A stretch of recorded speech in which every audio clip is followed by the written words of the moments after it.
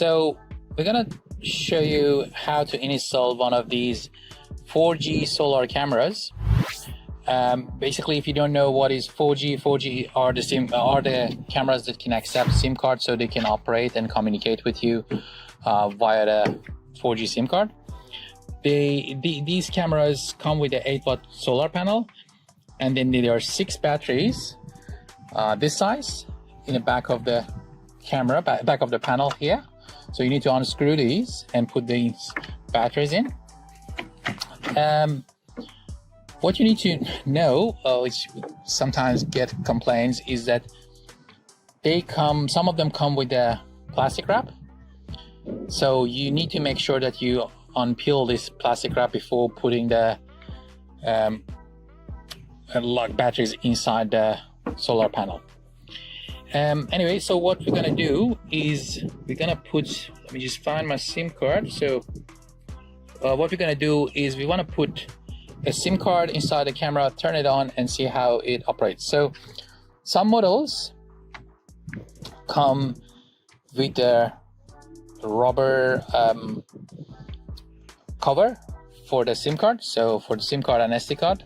So the SIM card would go in, and might be a little bit tricky, but it will go in like that. The SIM card would just go in and it will make a noise. So once it's clicked in, it would not fall off. If it's too difficult for you, just use a little bit sharper tool to click it in and get it out, or put it in again. So once you do that, okay, so now I'll show you the other camera, the other type of SIM card. So the other type would be this model. So you would need to unscrew the little screw on the back, get it out, and then there will be a slot here for the micro SD card, which is that one, the bigger one, and then the SIM card.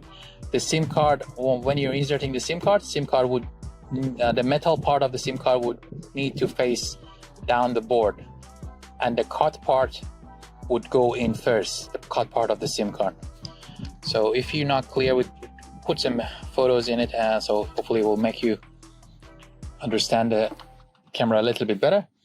So the reset button for these cameras are mentioned on the back of these. So there's a on and off button and a reset button. So once you turn on the camera, like the other one that we're gonna try, is you need to hold on the reset button for the camera to say reset successful or something like that. All right, so what we're gonna do is we're gonna connect the power to the camera.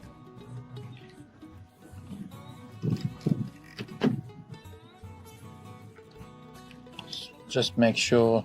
So there are charging port here, which you can charge the camera, charge the batteries before installation. It would need 6 to 8 hours of charge before the first installation, so make sure the batteries are in.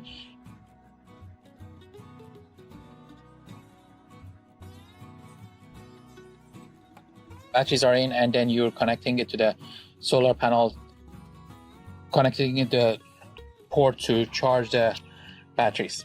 All right, so once you do that,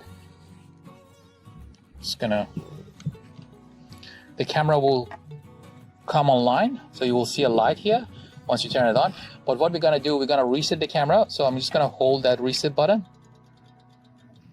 for a few seconds.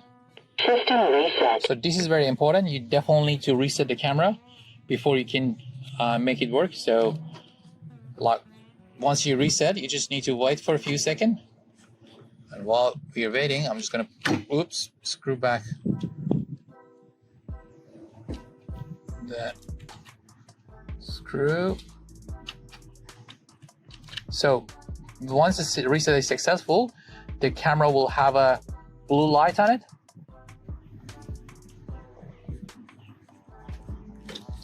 So as you can see here, there is a blue light on the camera now. it means now I can do the setup.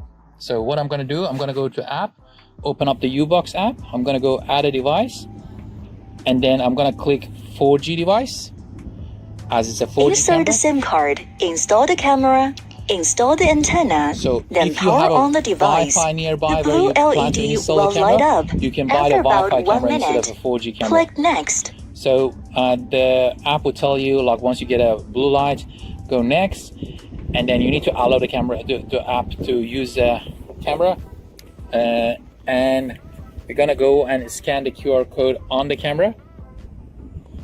There's this tiny QR code on the camera that you can scan with your app. Yep, once you do it, the camera will Enter the camera name and address. Using default name and address can go to the next step directly. it will give you. Camera installed successfully. Fully charged. So now we have that new device installed. So it should be that one. Okay. So what you can do with this is, something very important is to go to the setting. Once you have it, just go to the setting and make sure that your memory card is formatted. Because if you don't format the memory card, right now we don't have any memory card in it, but if you don't format the memory card, you can't get the footage. So once you have the memory card, you can swap between memory card and the cloud by using the icon on the right. You can see the cloud icon and the micro SD card. So you can move the camera around pretty easy. It has a few seconds delay, obviously, but you can move it pretty fast, and you can change the speed here. On some of the apps, like the app is changing all the time, so can't really promise you anything. But then there are different settings that you can check into using the setting icon up there. As you can see, there are quite a few things you can do. Also, if you plan to share the device with someone, you can definitely do that by going to the app, which was here, and then clicking on that gear icon. You can do a share permission and then share the device with someone that you want. The person needs to have an account. Or you can also make the notification disabled if it's not needed. And yeah, so that's basically the setup of the camera. There's a two-way audio. There's a light that you can disable and enable for the nights, or you can swap between the